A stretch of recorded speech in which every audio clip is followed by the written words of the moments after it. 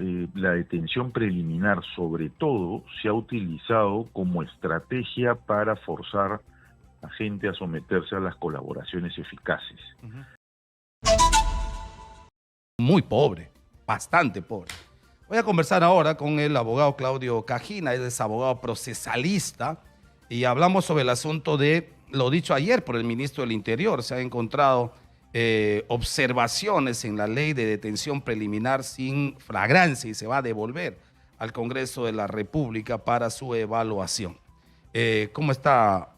Buenos días, doctor Cajina, ¿cómo está usted?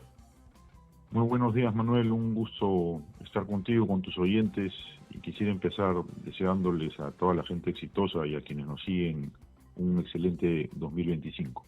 Gracias, doctor, igualmente. Dígame, ¿a usted le parece atendible lo que ha dicho el ministro el día de ayer? Ha encontrado, pues, ha dicho varias cosas, pero solo ha referido una, que es este asunto de la contradicción que entre el Código Penal señala que para ser privado de libertad se necesita que los delitos imputados tengan 5 o 6 o más años de pena, y sin embargo en la norma se habla de 4 años. Hay una contradicción, esto hay que evaluar, ha dicho el ministro, y tienen que perfeccionar. ¿Eso y otras cosas a usted le parece atendible? Sí, a ver, este es un tema muy técnico y el problema de origen pareciera ser estas marchas y contramarchas que el Congreso de la República ejecuta, ¿no? O sea, toman una decisión y después a pedido de la tribuna pareciera que quisieran retroceder, y al ser un tema muy técnico y aparentemente a tratar de resolverlo sin asistencia técnica es que ocurren este tipo de situaciones. Entonces hay una contradicción evidente que debe ser corregida, pero además el tema es complejo, ¿no? O sea, no se trata de tener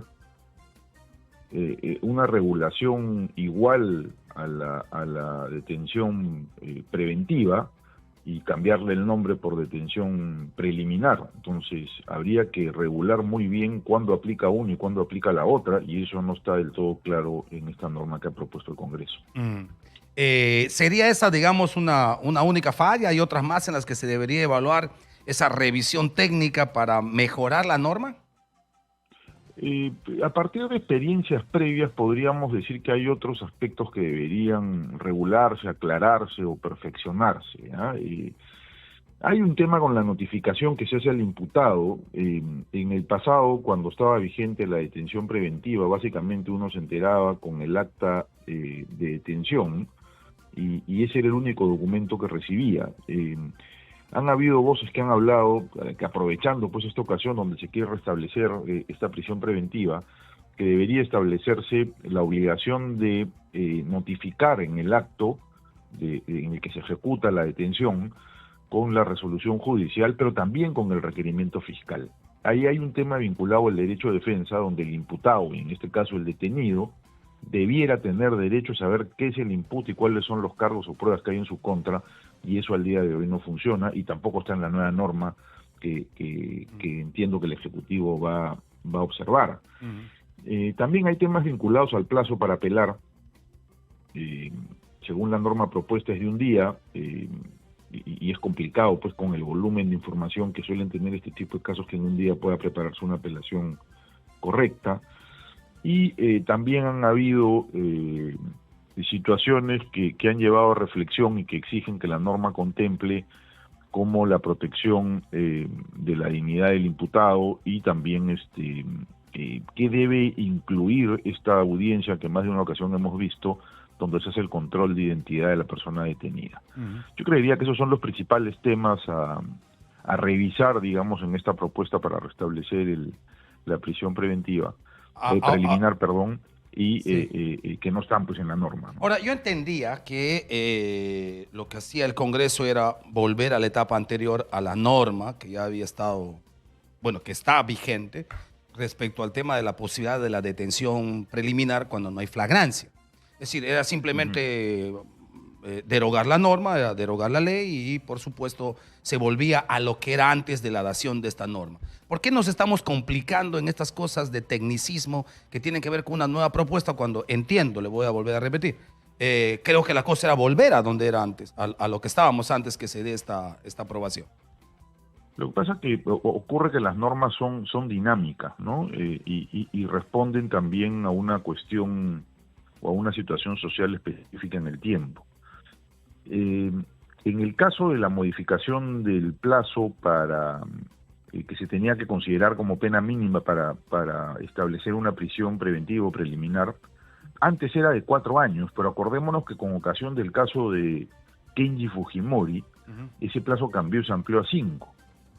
Y eso lo hizo este Congreso, pero pareciera que no recordaron haber hecho eso y volvieron a la normativa anterior para proponer en este caso que la prisión preliminar en una de sus requisitos exigía un delito con una pena de 4 años y ya no 5 como fue modificada.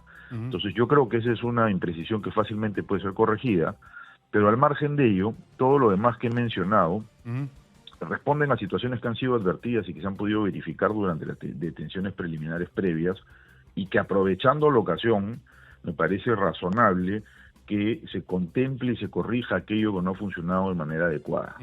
Entonces, si bien la intención es volver al escenario anterior, con la norma propuesta se han dejado vacíos y algunas imprecisiones que creo que justifican que el Ejecutivo observe la norma. Ahora, el Ejecutivo va a observar la norma, no sé si la devuelve hoy o mañana, que es cuando termine el plazo.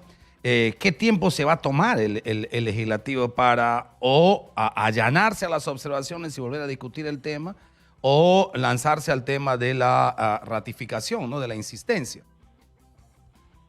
Sí, ahí hay un problema pues de operatividad del Congreso que entiendo que están dejando de sesionar en estos días. Deberían estas observaciones regresar a comisión para ser observadas, para ser revisadas, observadas, atendidas. Ya dependerá pues de lo que el Congreso defina, o incluso aprobarla por insistencia, ¿no? Ahí el Congreso tiene algunas alternativas, pero va a depender de la buena voluntad que se tenga en el Legislativo para que esta norma prospere, ¿no? Ahora, de manera general, según su experiencia, porque he escuchado a muchos colegas suyos y hay claramente dos posturas marcadas. Hay gente que de ninguna manera le parece que las detenciones preliminares deberían funcionar, que lo que tendría que hacer Fiscalía es, si va a establecer un tema de detención, que ocurra cuando exista la flagrancia, o que ocurra cuando se va a iniciar el pedido, por ejemplo, por prisión preventiva, previo a lo que corresponde un tema de inicio de investigación preliminar. ¿Usted qué postura tiene? Yo tengo la postura de que los fiscales, allí donde tengan un caso sólido, deberían pasar a la etapa de la investigación preparatoria y en esa etapa solicitar la detención preventiva, no la preliminar.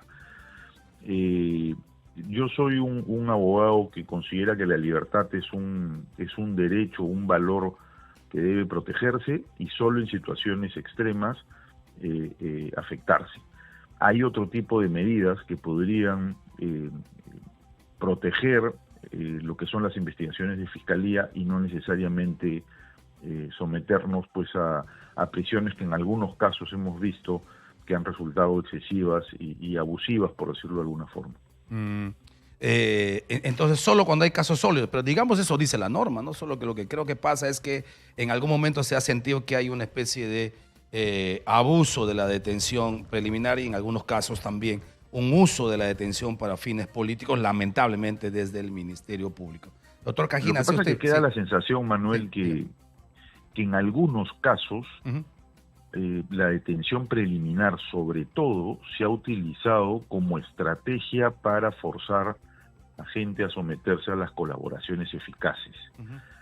Y considero, respetuosamente a quienes finalmente han decidido ese tipo de detenciones, que no es el objetivo que debe prevalecer. Correcto. En una vulneración, vamos a decir, a la libertad tan extrema como esa, ¿no? Muy bien. Ha sido muy gentil, doctor Cajina. Muchas gracias.